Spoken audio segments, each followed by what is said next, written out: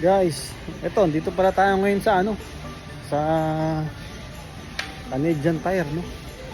Eto guys, pagpasok ko, itong bubungan sa akin guys. Nakaka-excite kasi ano na, papasko na. Pasko na rito guys. Pakita ko sa inyo ha. Ayun guys, nag-i-start na silang rito guys, magbenta ng mga dekorasyon para sa Pasko. Ayun. Hey. Ito guys yung si Santa Ayun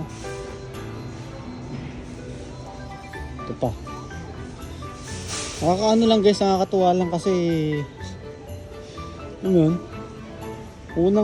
pangalawang Pasko ko na rito, pero nung last na Pasko ko talagang kaming dalawa lang nililo. And ngayon syempre kasama na natin si Jen. At sobra kaming na-excite kasi first time din namin celebrate dito sa Canada yung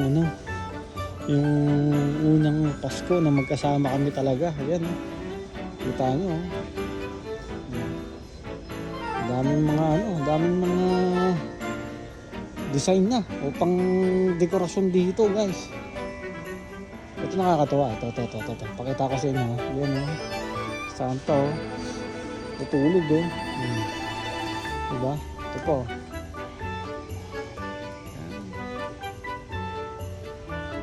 Napang dekorasyon sa Pasko talaga Ito pa guys meron pa rito sa meron pa rito sa kabila ayun ito ay ayun po ayun guys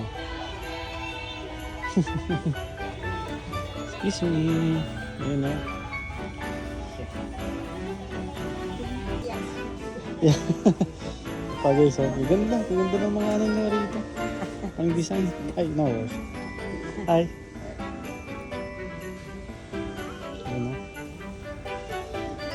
maganda pero syempre maganda rin ang presyo $29 guys. Ito maganda magkano yan? $120 ayan tapos dito tignan natin dito ayun ayan ito ang pasok talaga.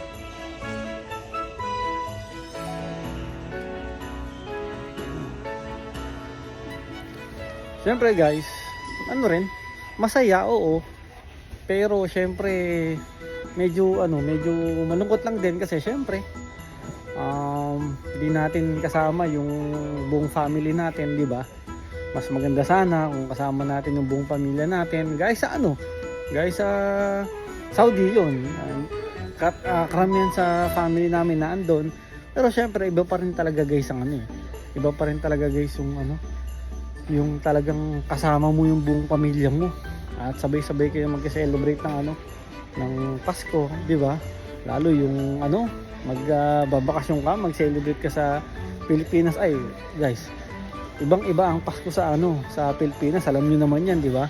Pero syempre, bilang mga OFW, tis-tis lang muna, di ba? Total andito tayo para sa kanila, para para mapunan natin yung pangangailangan nila, di ba? Kaya para sa akin yun talaga mas masaya sana kung talagang kasama mo yung buong pamilya mo, di ba? Pero syempre naniniwala naman tayo may purpose kung bakit nangyari sa atin yung mga ganito. Well, pasasaan din kumbaga yung kaligayahan naman ng family mo ang kapalit nitong pagsusumikap natin sa ibang bansa, di ba? Kaya sa mga OFW na mag-celebrate ng Pasko na malayo sa kanilang mga pamilya, kapit lang, laban lang, di ba? Laban lang talaga, di ba? Tsaka dasal lang, dasal. So guys, yun lang. Hindi ko muna kayo babatiin ng Merry Christmas kasi medyo malayo-layo pa naman, Babatiin ko na lang kayo guys kapag pag pumalo na ang Disyembre at pumalo na ang December 25. So guys, yun lang. Ingat kayo lahat. God bless you.